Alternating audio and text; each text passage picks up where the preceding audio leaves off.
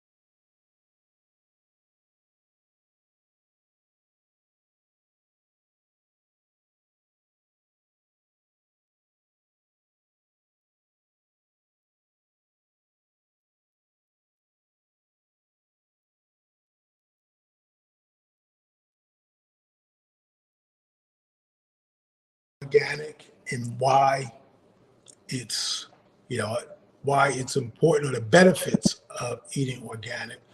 But here's something, even with eating organic, is understanding that our soil in 2023, as with each year passing, is losing its nutrients. So therefore, the food it produces is limited in the nutritious value. I think they did a study that said, eating it takes 8 oranges today to give the same nutritious value as 8 oranges in 1920. And it's, again, just a known fact that our soil is losing the nutrients from being over agriculture. So we need to bump up our nutrients any way we can, and we need to stop doing things that are depleting our nutrients in our body. Yeah, so that's a whole other conversation regarding the environment. And, Yes. The things that are being stripped from our environment because of how we live. Yes. As a society. So Now, that's a good point. So talk about other topics, on the I Am Well platform, we talk about stress. October was the whole month where, discussed stress and the different things that you could do. When we're stressed, it depletes the nutrients in our body, which impacts our immune system.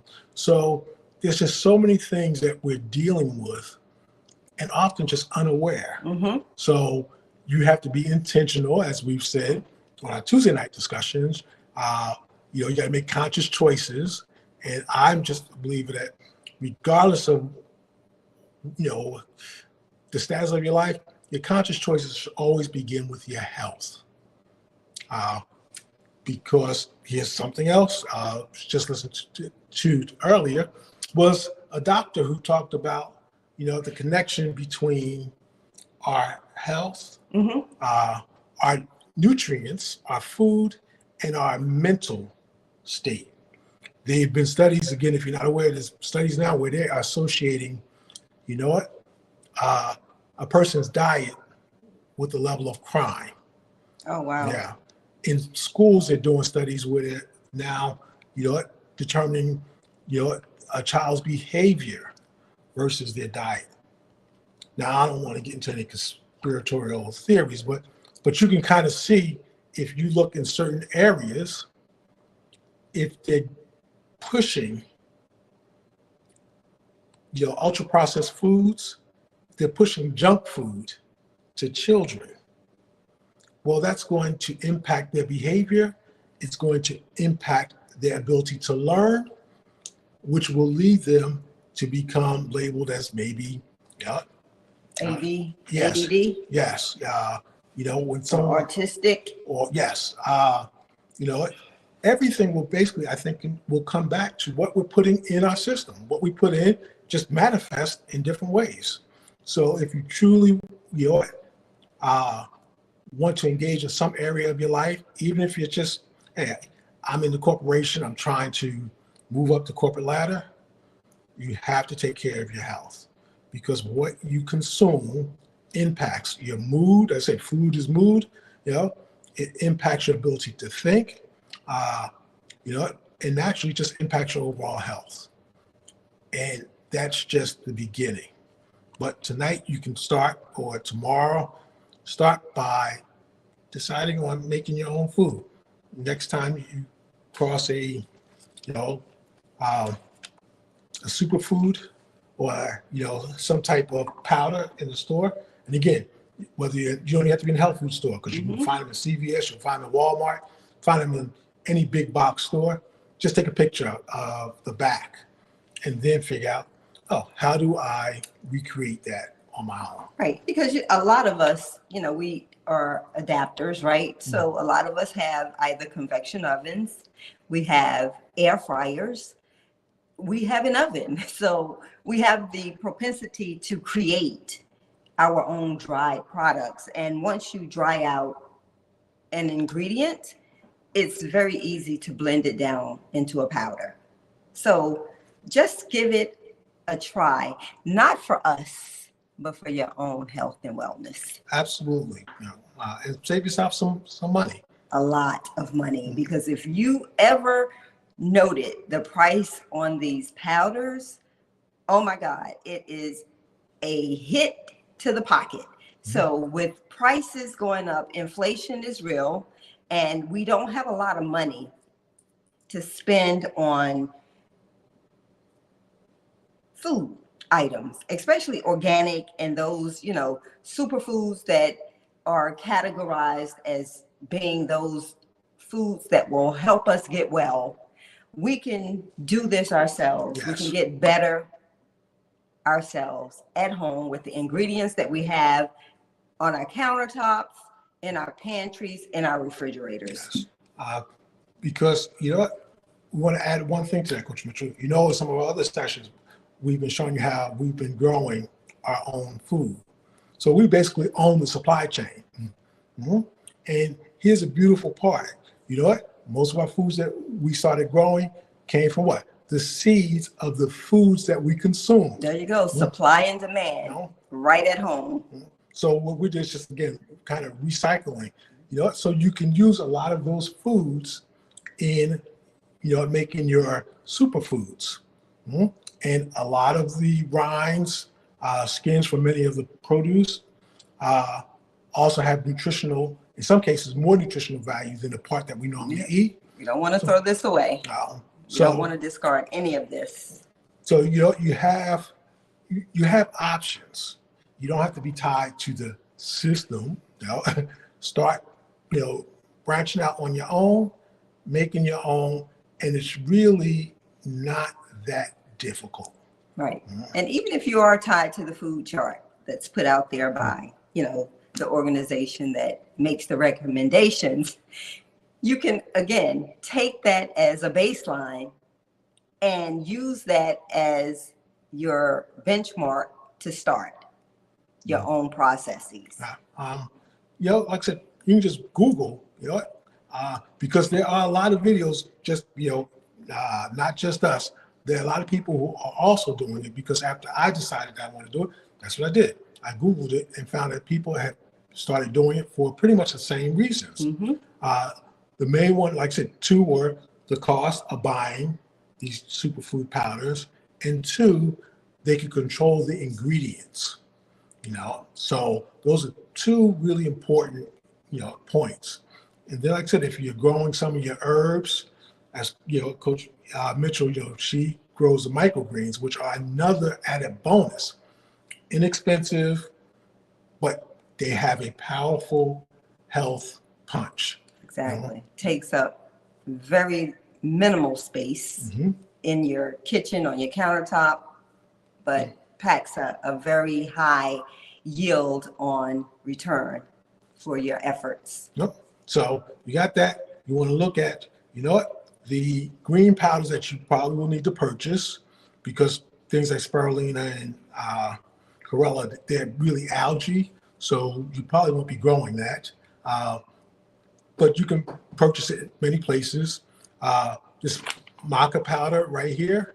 Oh, can you see that? Which way we go? Okay, yes. Go this way, Coach. Go this way, Coach. All right. That you buy it out of Walmart. I think that's where that came from. Yes. And like I said, the green tea, you can buy any place. And like I said, your peas, your kale, if you can buy from a local farmer, a local farmer's market, it's even better, because it's already reduced more than likely in pesticides. Most important, just start. Don't worry about it being perfect. And if you have any questions, always feel free to reach out.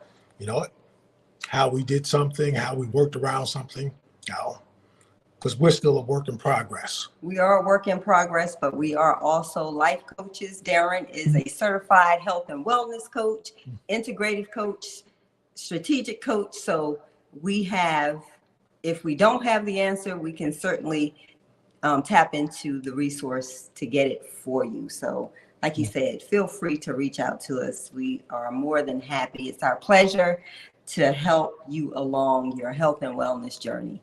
And, love, the temple that you're in enough that you start somewhere along the journey in course correcting some of the decisions that you've made along the way and not incorporating more healthier foods into your diet. Well, so, and it's especially important, for someone who doesn't know where to start, absolutely reach out. Go to Facebook page, ask a question, and I prefer you do that because then I'm going to answer it. Other people will see it. So absolutely, and take advantage. We're not charging you $10,000 for our intellectual property. Like some other coaches, you have to join a program to get their best advice on how you should live your life. Take it from someone who's doing it organically. We're not trying to take advantage of anyone. We want the world around us to be a healthier place. Absolutely. One person at a time. So I'm Coach Mitchell. And I'm Coach Darren. Thank you so much for joining our discussion tonight. And remember, if you don't start now, there will be no next. Any information that you want or need on any of the recipes will be posted to our Facebook page, The Power of Now, or you can go to inafieldofdreams.com. Have a wonderful night.